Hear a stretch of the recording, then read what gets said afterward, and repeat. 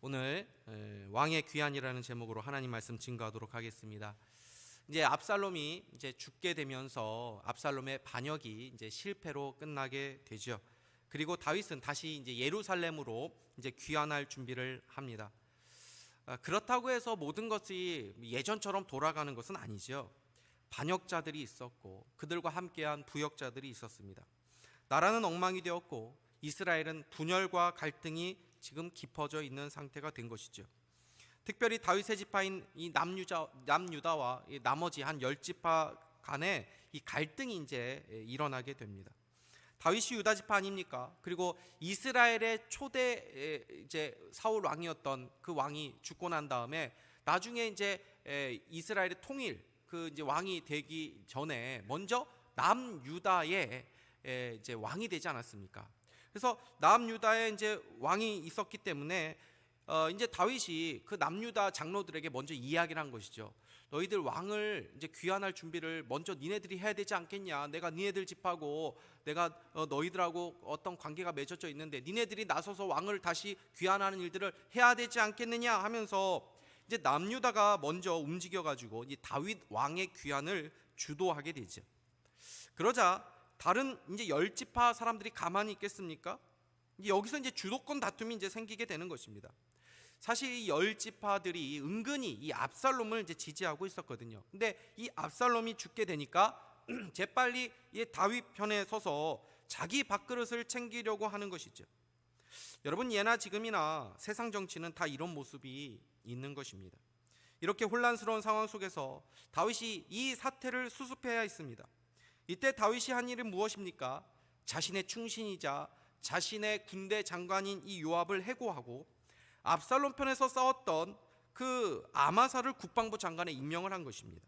13절 말씀입니다. 너희는 또 아마사에게 이르기를 너는 내 고륙이 아니냐? 내가 요압을 이어서 항상 내 앞에서 지휘관이 되지 아니하면 하나님이 내게 벌 위에 벌을 내리시기를 바라노라 하셨다 하라 하여. 다윗이 이렇게 한 몇 가지 이유가 있습니다. 먼저 요압이 물론 승리한 장수였지만 다윗이 자기 아들을 너그럽게 이렇게 좀 여겨줘라 했는데 그 명령을 어겼죠. 여러분, 요압이 앞으로도 이제 20장에도 나오고 이렇게 하거든요. 근데 이 요압이 어떤 사람인가 하면은 이 다윗조차도 컨트롤을 잘 할 수 없는 인물입니다. 물론 다윗 편에서 이렇게 싸웠지만 그 전에도 한번 볼까요? 다윗이 이제 남유다 왕으로 있었을 때 이제 북이스라엘 사령관인 아브넬과 통일 협상을 벌이려고 한 적이 있었지 않았습니까? 잘 그런 통일의 분위기가 무르익어 가고 있었는데 요압이 그 판을 완전히 깨뜨려서 아브넬을 자기가 개인적인 복수심이 있다고 해서 죽이지 않았습니까? 그런 요압입니다. 그러니 요압은 이 다윗의 핵심 참모였고 또 부하라고 할 수 있지만 다윗도 어떻게 잘 할 수 없는 그런 인물이었다는 거죠. 그래서 그 전부터 사실 다윗이 이 요압을 이렇게 좀 지켜보고 있었던 부분이 있었던 것입니다. 그래서 이것이 어떻게 보면은 이 다윗의 하나의 징계라고 볼 수 있는 것이지요. 또 하나는 뭐냐면 바로 이 압살롬 편에 선 사람들의 마음을 얻기 위한 이 정치적인 판단을 했던 것 같습니다. 아마사는 다윗의 조카이죠. 그리고 유다 지도자의 아주 큰 영향력을 행사했던 인물이었습니다. 그래서 아마사를 불러서 방금 읽은 말씀처럼 너는 내 고륙, 내 친척 아니냐 하면서 비록 압살롬의 편에서 이제 다윗에게 반란을 했지만 다시 품어주는 모습, 상대의 진영의 사람을 중용함으로써 이 다윗의 이 통합의 리더십을 지금 보여주고자 하는 것입니다. 그러니까 다윗은 자신의 개인의 어떤 만족, 어떤 사심으로 나라를 다스리려고 한 것이 아니라 먼저 나라를 생각하고 나라의 회복과 갈라진 이스라엘의 하나됨을 지금 추구하고 있는 것입니다. 이 오늘의 말씀을 보면서 지금의 우리나라의 상황을 제가 생각하지 않을 수가 없겠더라고요.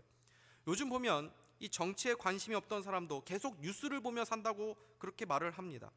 얼마나 반목과 갈등이 깊어져 있습니까?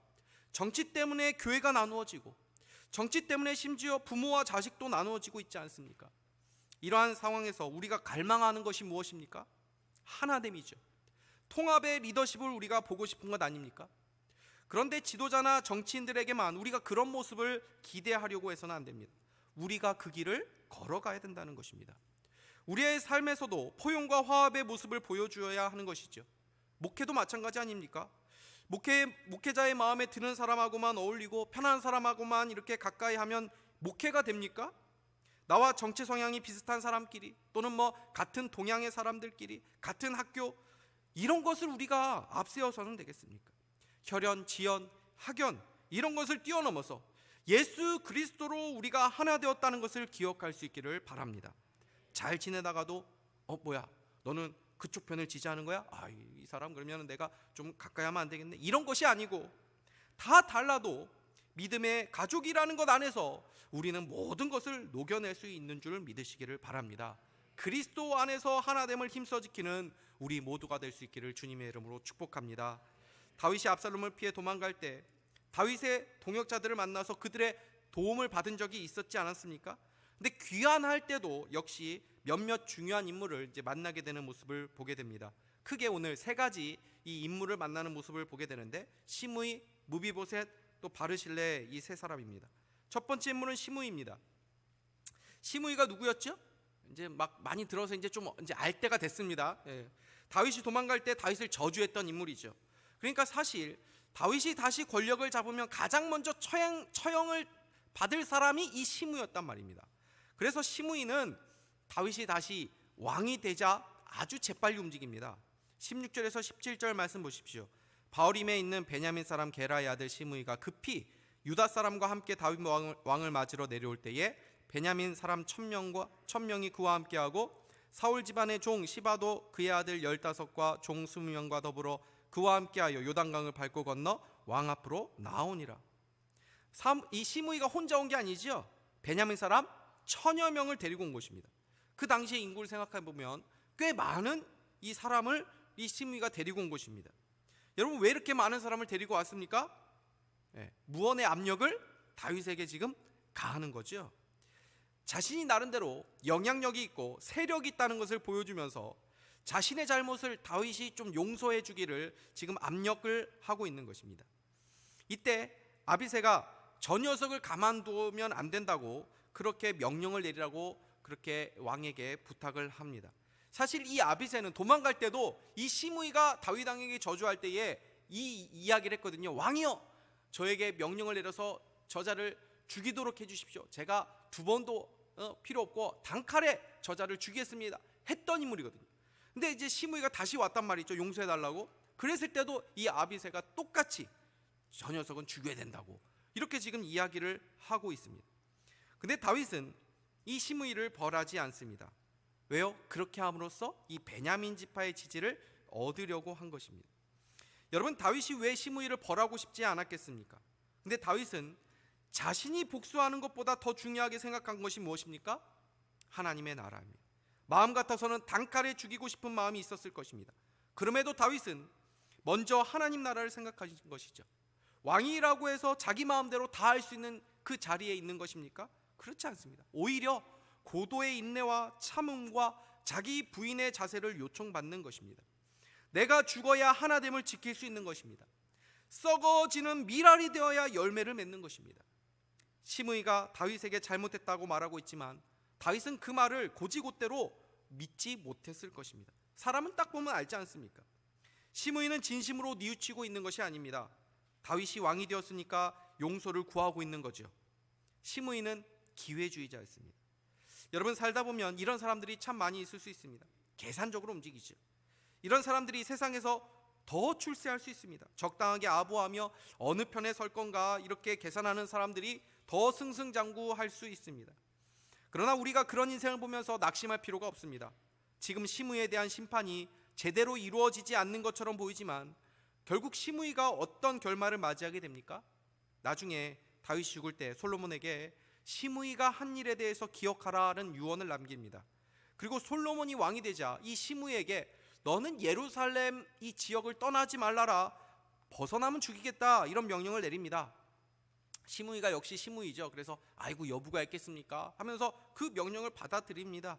그런데 어느 날 시므이의 종이 이 블레셋까지 이 도망을 치는데 시므이가 막 거기까지 막 따라가 가지고 잡아오거든요.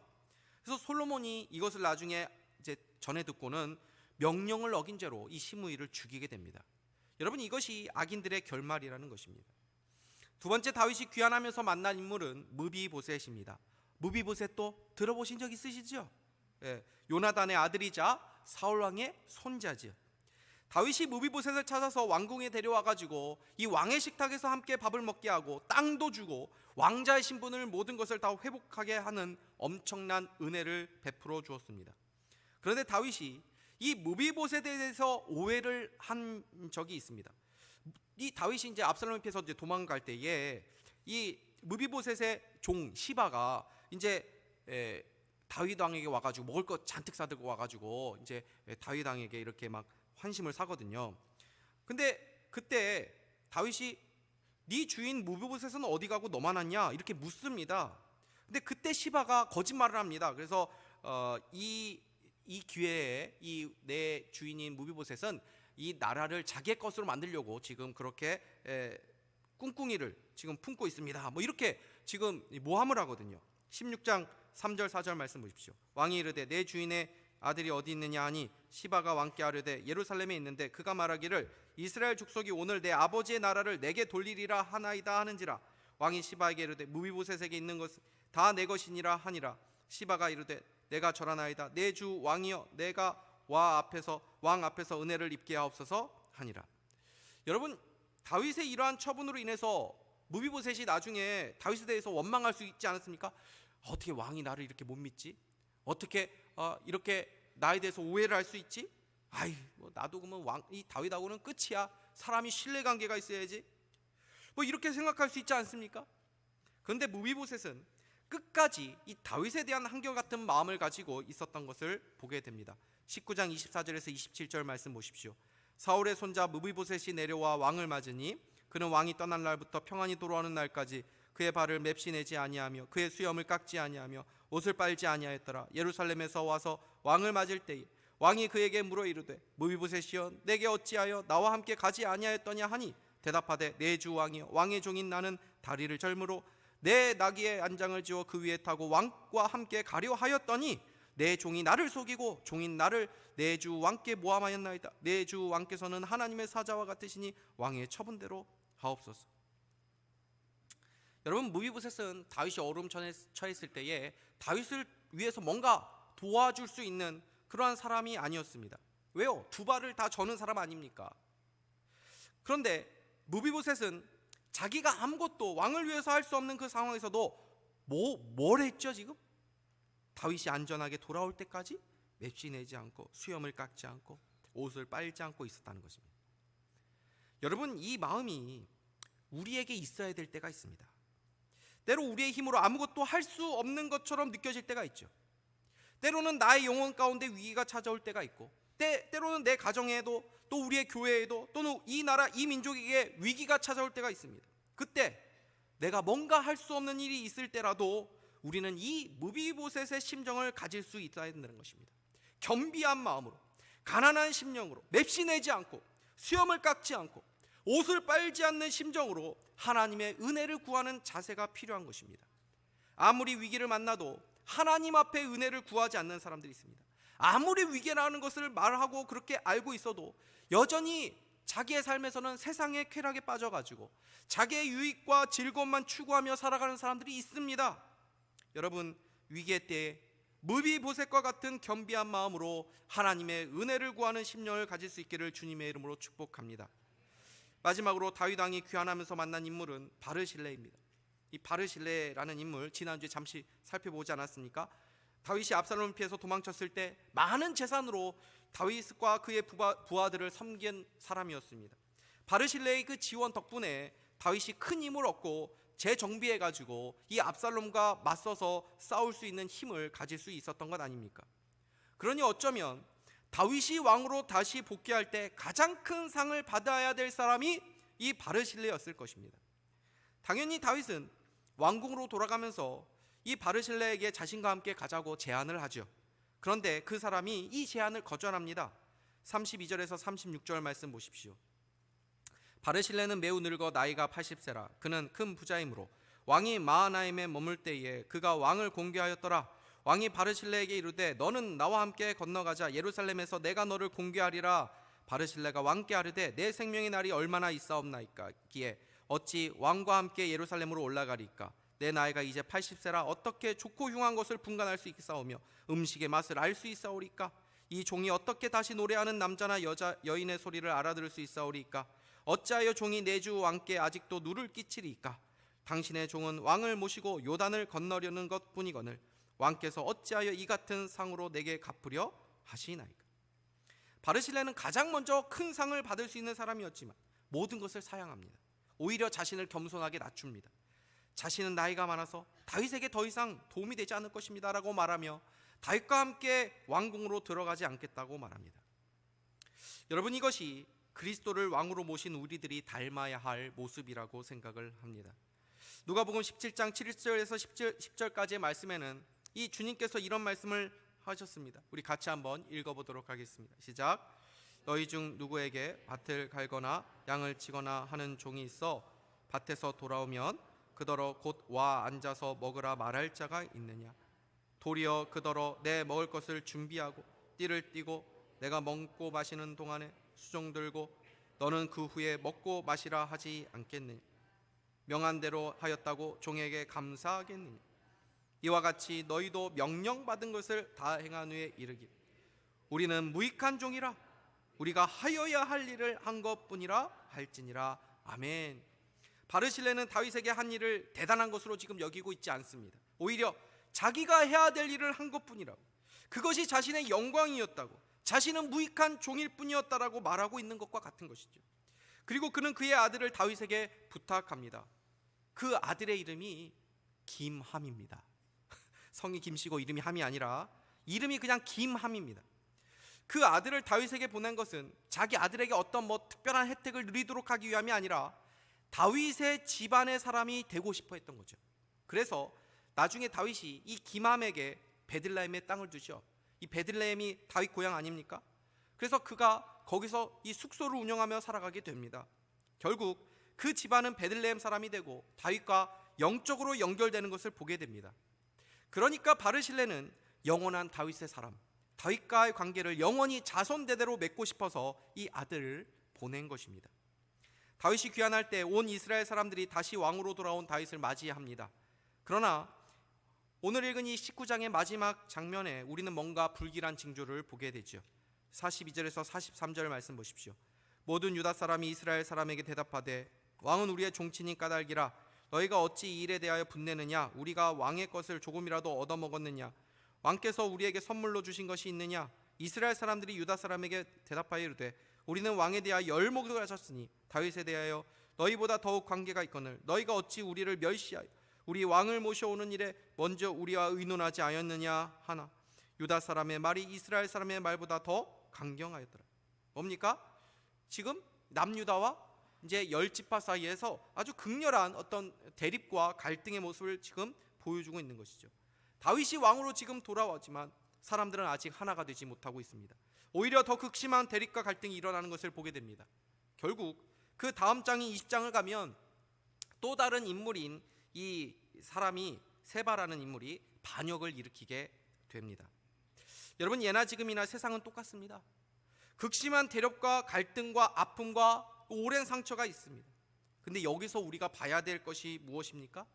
아비규환과 같은 이 혼란하고 무질서하고 서로를 대적하는 이 세상에서 우리가 봐야 되는 것은 죄의 무서움이라는 것입니다. 죄의 강력한 힘이라는 것입니다. 우리가 그걸 봐야 됩니다. 왜 우리가 이렇게 무섭게 싸웁니까? 상대방을 끝까지 죽이려고 하고 아무리 대화를 하고 타협을 하려고 해도 그게 됩니까? 안 되지요. 새로운 이제 나중에 대통령이 세운다 어쩐다 알 수는 없지만 여러분, 새로운 대통령이 세워진다고 하면 이런 갈등이 없어질까요? 아닙니다. 지금의 이런 모든 문제가 해결됩니까? 그렇지 않습니다. 세상은 점점 더 혼란하고 더 악해져 간다라고 성경이 말씀합니다. 세상뿐 아니라 우리의 삶에도 우리의 가정에도 악순환되는 그 고통스러운 문제들이 있지 않습니까? 그 속에서 우리는 무서운 죄의 힘을 보게 되는 것입니다. 죄는 모든 것을 파괴시키는 힘이 있습니다. 우리의 모든 관계를 다 깨뜨립니다. 그러면 이런 세상 속에서 우리가 참으로 소망해야 되는 것이 무엇이죠? 엊그제 금요기도의 말씀입니다. 나의 소망은 주께 있나이다. 우리는 소망을 주님께 두어야 합니다. 이 모든 죄의 세력을 다 멸하시고 모든 것을 새롭게 하시며 새 하늘과 새 땅을 여시고 모든 만물을 통일하시고 이 평화의 왕 예수 그리스도를 바라보게 되는 것입니다. 우리 주님은 왕으로 이 땅에 오셨습니다. 그래서 우리를 죄에서 구원해 주시고 우리를 하나님의 자녀로 삼아 주셨습니다. 그래서 우리는 이 공고하고 힘든 세상에서도 하나님의 자녀로서 하늘의 안식을 누리고 그분이 완성하실 하나님의 나라를 미리 맛보는 그 은혜를 누리며 살아갈 수 있는 것입니다. 이 대림절에 이 불안하고 무질서한 시대 속에서 다시 오실 그 평화의 왕, 샬롬의 왕 예수 그리스도를 소망하고 그분의 오심을 고대하는 것이 오늘을 살아가는 우리 성도들의 모습이라는 것입니다. 여러분, 두려워하지 마십시오. 두려움은 하나님 주시는 마음이 아닙니다. 하나님 주시는 마음은 평안입니다. 금요 기도회 때도 제가 말씀을 전했지만 지금 이 상황에서 그리스도인들과 교회가 세상에게 보여줘야 될 모습이 바로 이것입니다.